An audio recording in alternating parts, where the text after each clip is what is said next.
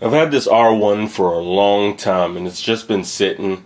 It looks cool, but it doesn't perform the greatest. Doesn't perform bad, it's just not as good as the Axial stuff. So I figured it's time to work on this thing.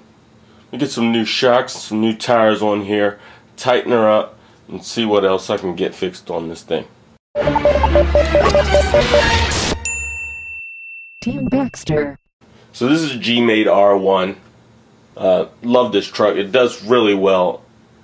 I tell people it does great all the time, but then I leave it on my shelf and don't drive it. It's a pretty cool little truck. I had real problems building these G transition shocks. I'm not a big fan of those. Those are coming off. I have some RC 4-wheel drive spark shocks. I put them on my Losi Nightcrawler and it's just not a good fit. I don't like the feel of them on there, so I'm going to try them on here and see how they do.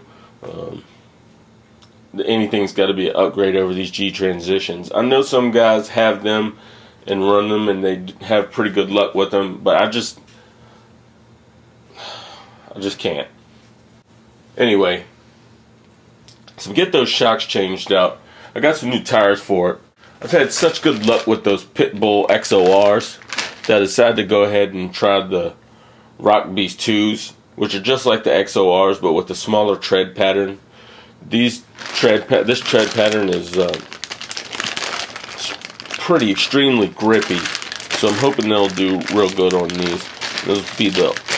I'll have the full line of Pitbull tires with these. It can't hurt to put them on another RC. So I'm going to get these Pitbull tires on there. I went with Pitbull foams again. They're pretty soft, but they seem to work well on the AX10. I don't feel the need to change them in my AX10 yet, so I'm going to try them in this R1. If they don't work, I have a couple other foams I could switch out, but they seem to do well in the AX10, and this will be a much lighter vehicle than my AX10 is. So I figure they'll do pretty well in there. I'm going to do wheel weights in the front, stick on lead weights, the old standard. Not because I can't find knuckle weights or I've looked for knuckle weights, just because that's what I've always used and it always works. So I'm going to use the self-adhesive lead weights just in the front, no weight in the back. And I'm going to see about these electronics. I have the Axial ESC in there. Let's see maybe about pulling that out. And I have an Axial 27 turn in there. I like the speed, but we'll see about switching those out. Just going to overhaul the R1, so let's get it started.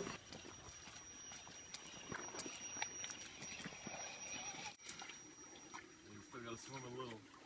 Oh, you could have come this way.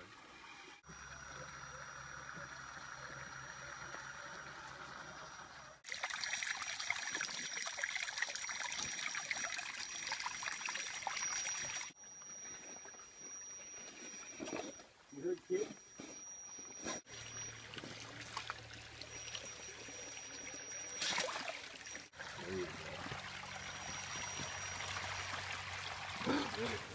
I finished my overhaul of the G-Made R1 and it performed so much better.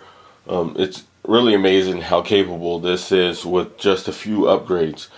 I changed the shocks. They did great, except for I forgot to thread lock the bottom eyelet in, and that kept popping off during my trail run, but I got that put back on and thread locked all the parts that needed to be done. They did not come from RC 4-wheel drive thread locked, so I had to rebuild those and get them back together. The Pitbull tires performed as usual, just outstanding. They grip like nobody's business and climb and crawl and do everything you need them to do. And then I put that Sidewinder in there. That's my old standby. It's not too much different than the Axial ESC I had in there before, but gives me a few more options, a little bit of drag brake, etc., etc. Better adjustable drag brakes. So, and then I also put that 35 turn Novak in there. It's a little loud, but does great. Nice speed, stock pinion. So that does great as well. I'm running it on 3S, small 3S's. In this instance, I'm using the Traxxas 3S. I also have a few Onyx miniature 3S's. And they do the job. I ran off 2 3S's for about 6 hours, doing heavy crawling, not too much speed, but pretty heavy maneuvering. And yeah, lasted just about 5 to 6 hours, so can't complain about the battery life at all. So with just a few upgrades, I've completely overhauled this R1, and it's a whole different animal. And I'm so glad I didn't. Can't believe I waited so long to do it. So that's a slightly modified G-Made R1.